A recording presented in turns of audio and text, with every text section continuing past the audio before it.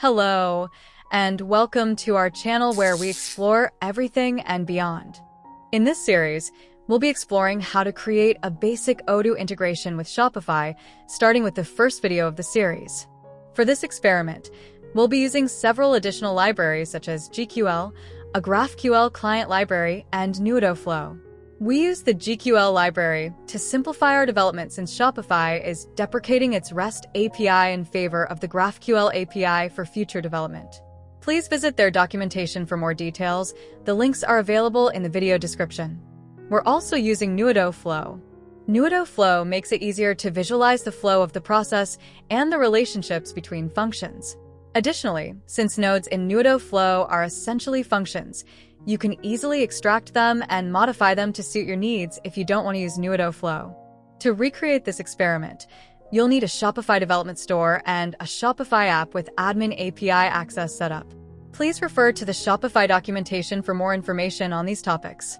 And you're also going to need to have a public domain name pointing to your development server. In this video, we're going to create one-way data synchronization from Odoo to Shopify for products. First, we create a new module to host our implementation. Within this module, we extend the product template model by adding several fields and methods to support the synchronization process. The Sync to Shopify field marks whether the product is to be synchronized to Shopify.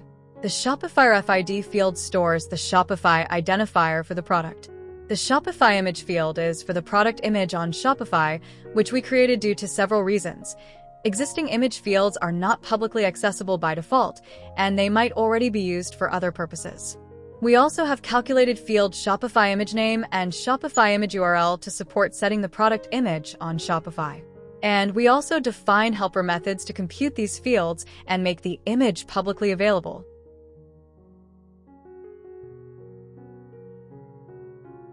Next, we create nodes in Odoo Flow. For this experiment, I created two specialized nodes: Shopify header node for setting the Shopify access token to access the GraphQL admin API, and Shopify auth node for validating webhook requests from Shopify.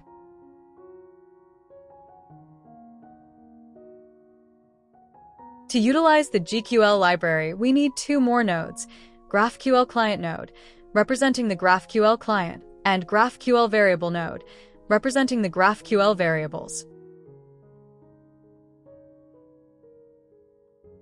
Now that we have our nodes set up, let's create a flow to capture product creation on Odoo and send the product data to Shopify. We use the onCreate trigger node on the product model, which is equivalent to extending the product model by overriding its create method. We then check whether the product is marked for synchronization with Shopify.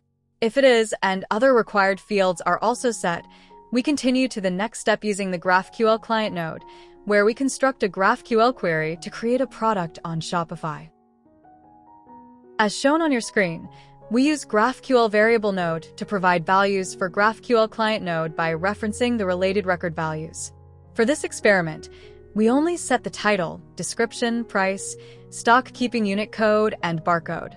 And we also use Shopify header node to provide the access token for the GraphQL client node. Shopify will respond with a Shopify product identifier, which we store in the Shopify RFID field of the corresponding product. The next step is to publish the product on the related Shopify publication. We use GraphQL again for this step and need the publication ID from Shopify. For this experiment, I only publish the product to the online store channel. Finally, we set the image for the product if available, using the Shopify image name field and Shopify image URL field as values in the GraphQL mutation variables.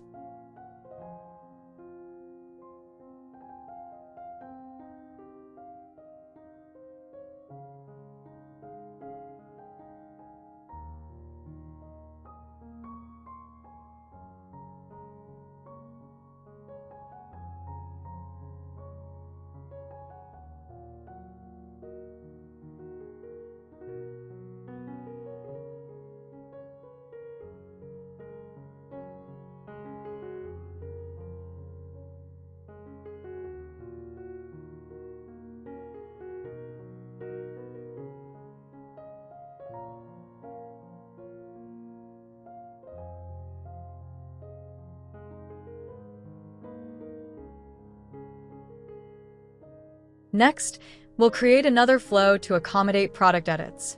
For this flow, we use the onEdit trigger node on the product model and set fields similar to those used in the product creation flow.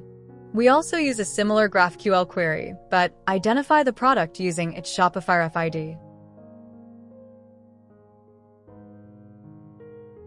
Unlike the product creation flow, we don't need to add nodes to store the identifier again and skip the publishing process. Next, we handle the product image with nodes similar to those on the product creation flow.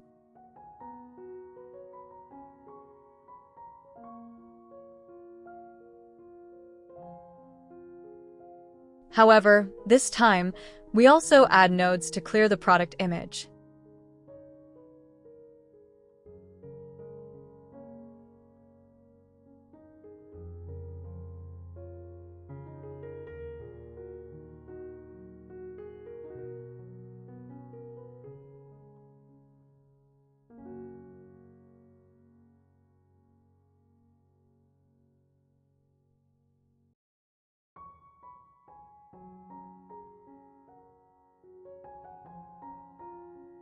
And that's it. We've created a basic Odoo Shopify integration for product data.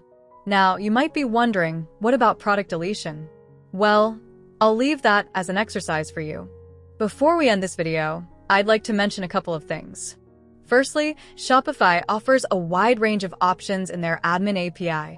Before starting your integration development, it's recommended that you familiarize yourself with their API documentation. Secondly, while this experiment is far from perfect, it demonstrates the possibility of integrating Odoo and Shopify using Shopify's admin API. Thank you for watching. If you found this video helpful, please like and share it with others who might benefit from this tutorial. Don't forget to subscribe to my channel so you can stay up to date on all my experiments and tutorials.